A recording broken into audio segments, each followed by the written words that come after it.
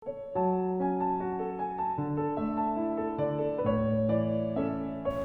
ketemu lagi di CMC Caring Mom Community.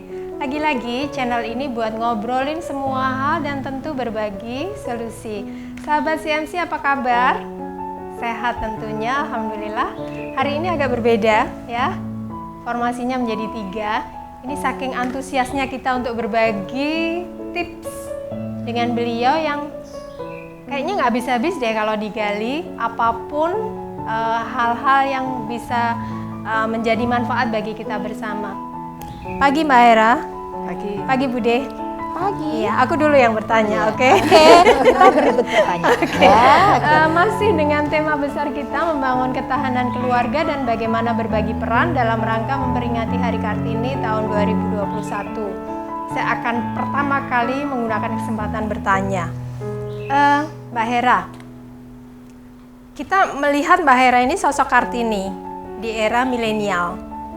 Kita akan ngobrolin tentang Kartini di era pasca milenial. Jadi anak-anak yang sekarang mungkin generasi Z ya, generasi Z. Bagaimana kemudian Mbak Hera dengan hal-hal yang sekarang ini kan simpang siur tentang sosial media. Anak-anak ini tetap bisa membawa nilai-nilai tadi ya, nilai-nilai kekartinian yang mulia itu. Kira-kira gimana nih? Baik, mungkin yang pertama, kita memang sudah berada di zaman akhir ya, atau bilang zaman now. Zaman akhir itu memang kalau kita nggak punya pegangan spiritual, itu memang agak susah karena terombang-ambing. Nah kebetulan kalau Indonesia kan nomor satunya Pancasila Ketuhanan Yang Maha Esa. Jadi kalau sudah kita pegang satu ini saja, itu sebetulnya semua selesai. Mau sosial media berkembang, mau lingkungan berubah, tapi yang satu ini nggak akan pernah berubah sampai akhir zaman. Sorry, tak potong. Kalau generasi kita mungkin masih secara spiritual agak mudah lah untuk kemudian memasukkan nilai-nilai itu. Anak-anak sekarang ini mereka rasional banget ya. Pernah nggak Mbak ketemu mentok di hal seperti itu? Karena saya tahu putra yang kedua kan sekarang masih kuliah ya. Artinya mereka punya pemikiran kritis yang berbeda dengan era kakaknya atau mungkin bahkan era kita. Pernah nggak kepentok dalam hal itu? Nah kebetulan kalau dalam agama itu kan semua kita diminta berpikir. Jadi hampir tidak ada yang bertentangan. Jadi kalau semua kita kembalikan ke sana itu selesai. Jadi jangan sampai sekarang orang larut di dalam teknologi yang berkembang tetapi melupakan manusianya. Jadi alat itu membantu manusia, jangan manusia yang mengikuti alat. Nah kalau itu apalagi kita diperalat sadarkan, diperalat oleh kemajuan teknologi yang luar biasa. Nah akhirnya kalau misalnya kita sudah bisa menyadarkan seperti itu, yang lebih hebat itu manusianya, bukan alatnya. Secanggih apapun alat itu tetap buatan manusia. Nah kalau sampai kita larut di dalam alat, berarti ya kita yang kalah dengan yang membuat alat tersebut. Oke, setuju. Jadi artinya semakin orang itu rasional, harusnya spiritualitasnya semakin tinggi. Iya. Oke, Bude gilirannya. Iya, oke. Giliran kedua. Ini agak beda nih. Oke. Ketika saya melihat sosok Ibu Insinyur Herawati Widodo MM itu sepertinya seorang perempuan yang tidak pernah ada masalah. All is okay begitu ya.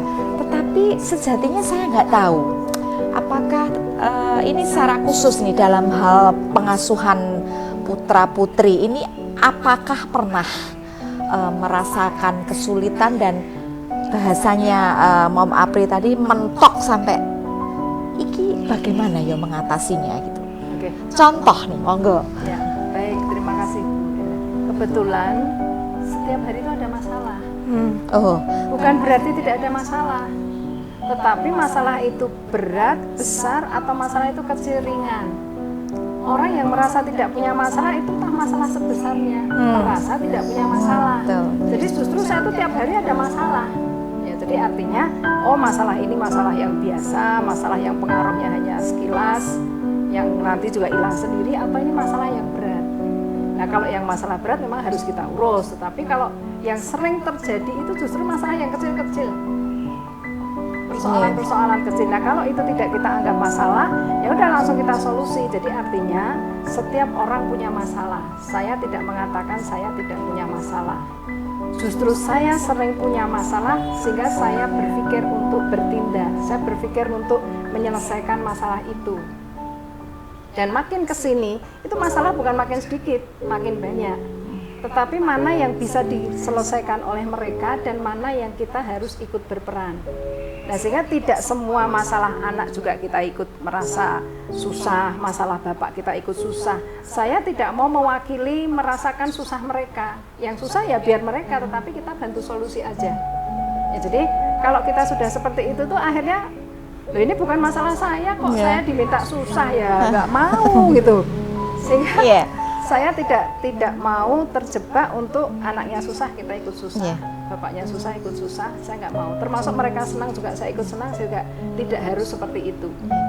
Jadi saya keliru ya, berarti malah banyak masalah, hampir setiap hari ada masalah. Tapi karena ini kemampuan berpikir dan dipasrahkan pada ketuhanan yang Maha Esa tadi, sehingga mampu menemukan solusi-solusi yang memang kita butuhkan sesuai dengan permasalahan. Ada satu lagi kuncinya, menurutku ya. Mau melanjutkan lagi? Enggak, ini tadi. Lagi. Ya, ini tadi barusan. Iya. Kuncinya salah satu lagi yang tadi saya temukan di obrolan, manajemen. Masalah itu memerlukan manajemen solusi. Yes.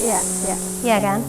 Manajemen emosi, manajemen diri, interaksi, prioritas juga, dan kemudian mengatur solusi. Ya. Mau Budi dulu apa aku lagi? Kamu lah. Oke. Yang lebih muda. Oke. Era digital dan informasi ini nggak bisa dibendung, ya kan? Balik lagi ke spiritualitas yang kemudian menjadi penjaga bagi diri kita adalah nilai-nilai kearifan keluarga dan juga spiritual. Pernah nggak kepentok pada pertanyaan yang keluar dari nilai keluarga? Karena tadi kita sudah ngobrol ya, anak ini tidak kemudian hanya steril di dalam keluarga, dia juga mendapatkan pengaruh dari luar. Artinya ketika anak ini kritis, apalagi kemudian perspektif berpikirnya luas, anak ini memiliki banyak pertanyaan yang kadang-kadang itu jauh dari nilai-nilai keluarga. Pernah nggak mendapatkan pertanyaan-pertanyaan yang jauh dari nilai keluarga, yang itu menjadi salah satu bukan orientasi, tapi kok kayaknya asik ya, atau kok kayaknya bagus juga ya, kok kayaknya bener juga ya, padahal itu jauh dari nilai yang dianut oleh keluarga.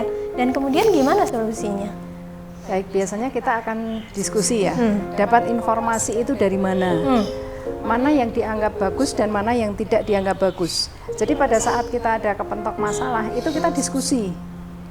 Jadi tidak selalu pertanyaan langsung kita jawab, tapi latar belakang dia mendapatkan pertanyaan itu dari mana. Kemudian bagaimana dia berpikir sejauh mana, sehingga kita nambahkannya tinggal sedikit. Nah, seringkali yang terjadi kalau kita tidak sabar atau tidak punya waktu, begitu tanya jawab, Blunder. Nah, akhirnya kita tidak menemukan solusi yang jangka panjang. Jadi kita itu pengennya setiap ada masalah itu solusinya untuk jangka panjang, bukan untuk jangka sekarang saja. Ya, jadi kalau misalnya anak dijawab hanya, boleh nggak nonton? Boleh. Tapi harus banyak orang. Kalau banyak orang tapi semua berdua-dua, boleh nggak? Misalnya begitu. Jadi dia akan selalu bertanya dan sampai masuk ke logikanya. Jadi ya boleh saja asalkan bisa menjaga diri misalnya. Jadi kita itu tidak bisa menjaga anak kita 24 jam, itu pasti. Nah, sehingga kalau kita sering ngobrol, sering ini kita jadi tahu, misalnya dia baca novel, judulnya ini. Terus saya selalu tanya, intinya apa dari itu? Ini loh, mah ada anak perempuan, ini terus jadi begini. Terus menurut adik gimana? Ya harusnya begini, misalnya seperti itu. Jadi, oh dia pengetahuannya sampai di sana. Jadi, kuncinya komunikasi efektif. Komunikasi benar. Saya kira masalah yang sekarang terjadi era pandemi banyak perceraian itu kan juga komunikasi. Mereka tidak siap berkumpul serumah, intens, intens, selalu berinteraksi ya, dan karena komunikasi. tidak pernah saling menjaga diri, mendukung orang lain, sehingga komunikasinya itu menang-menangan. Ya, jadi misalnya ibu merasa paling repot, bapak merasa paling lelah, anaknya merasa kerjaannya banyak. Jadi tidak ada satu waktu yang membuat mereka itu merasa, oh kita saling menghargai, saling menghormati. Oh yang paling sibuk bapaknya. Berarti kalau bapak sudah longgar kita semua sempatkan. Ya. Itu yang komunikasi. Ya, peran tadi. Iya. Oke, kalau Bude. begitu tentunya sahabat CMC perlu nih tips sebuah keluarga menghadapi permasalahan yang tadi Bu Hera sudah ngendiko bahwa komunikasi yang penting, kemudian selalu tawadhu ya, dan apakah ada tips lain nih yang perlu disampaikan? Saya balik lagi ke peran. Jadi bapak atau suami adalah leader, bertanggung jawab terhadap semua anggota organisasi, istri dan anak-anaknya. Sementara kalau ibu itu manajer. Jadi kalau manajer itu mengelola, tapi keputusan akhir tetap di tangan leader. Jadi ibu peran apapun terserah, tapi Anda itu hanya manajer loh ya. Nah hanya dua ini saja, itu saya kira sudah selesai semua. Ya. Bapak tidak mengerjakan apapun tuh nggak apa-apa, tapi beliau tetap tanggung jawab. Sehingga kalau bapak-bapak itu memang di rumah jangan banyak bicara, dia hanya 3 aja. Ya, enggak, bentar. Selesai. Tapi ibu yang meluruskan, kenapa enggak, kenapa boleh, kenapa kok ditunda, itu ibu sebagai manajer yang menjelaskan. Sehingga kalau hanya berbagi fungsi, ini nyuci, ini, itu saya kira pekerjaan remeh-temeh lah. Tapi kalau yang mengatakan, bapak sebagai leader diberi kelebihan oleh Allah, ibu manajer, manajemen rumah tangga, ngatur bapaknya juga kalau di rumah, ya kan? Jadi saya mengatakan bapak tanggung jawab, tapi ibu yang mengelola. Tapi tanggung jawabnya tetap di bapak. Dan ibu tidak wajib atau menyuruh-nyuruh atau mengharuskan bapak. Karena kita tidak bertanggung jawab terhadap bapak, tapi bapak bertanggung jawab terhadap kita. Nah sehingga apa? Jadi perempuan tuh enak, nggak tanggung jawab kok. Nah kenapa kita mengambil yang besar-besar? Kenapa kita pengen jadi berperan seperti bapak yang akhirnya menyusahkan kita sendiri? Kok ya mau-maunya? Itu salahnya siapa? Bukan mau-maunya, tapi gini, kadang-kadang orang terdorong pengen kayak orang lain. Dipikirnya menjadi seperti itu dengan cara itu tadi, mengambil alih peran orang lain atau peran suami supaya kemudian eksistensinya menjadi muncul. Padahal ini tadi soal manajemen lagi ya. Iya. Makanya bisnisnya oke, Mbak.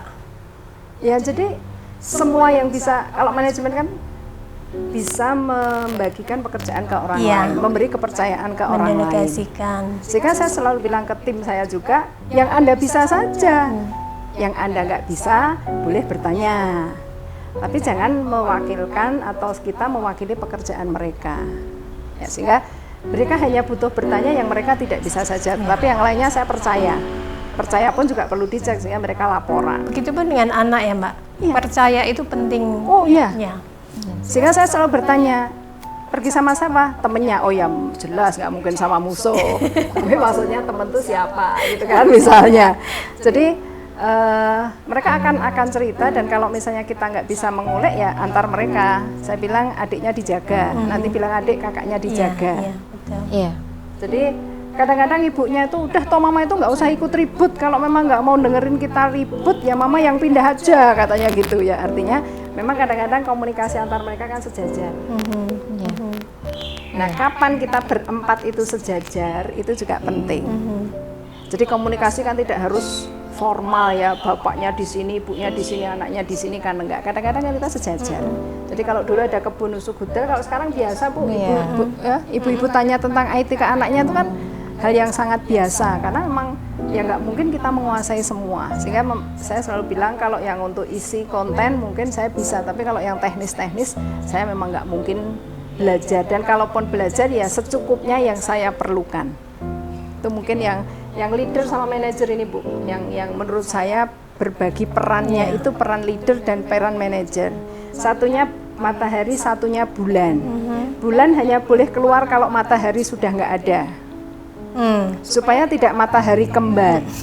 Ya, kita mungkin pernah jagong ya, ada perkawinan yang ibunya kuat, bapaknya kuat. Ibunya pengen gaya Sunda, bapaknya pengen gaya Jawa. Yang ini makanan Jawa, yang ini makanan Cina.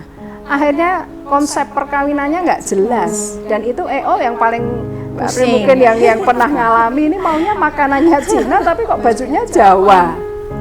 Nah, alignment atau searah itu yang perlu kita komunikasikan terus karena ini dinamis. Oke, ketemu kuncinya dan memang belajar kemudian menerima untuk berperan optimal di bagiannya masing-masing itu membutuhkan kekuatan diri, bersabar, kemudian memahami. Jadi artinya ketika kita akan menentukan konsep berkeluarga ini, kita harus memahami di mana positioning kita. Kemudian melakukan yang terbaik untuk itu dan jangan sampai kita overlap. Ya. Betul ya? Betul. Dan saya pikir itu tidak diterapkan di dalam keluarga, itu di dalam manajemen yang lain ya. Ya, justru organisasi yang tidak berpikiran jangka panjang saja diterapkan. Artinya kalau kita berbisnis itu kan manajemennya hanya sampai keuntungan, sampai ya dunia. Tetapi kalau berkeluarga itu kan sampai akhirat kelak. Ya. Ternyata kita lebih suka bikin planning yang pendek-pendek daripada planning yang jangka panjang. Betul. Ya. Sehingga kalau kita mengingatkan ke anak-anak, sebentar lagi itu bapak ibunya meninggal.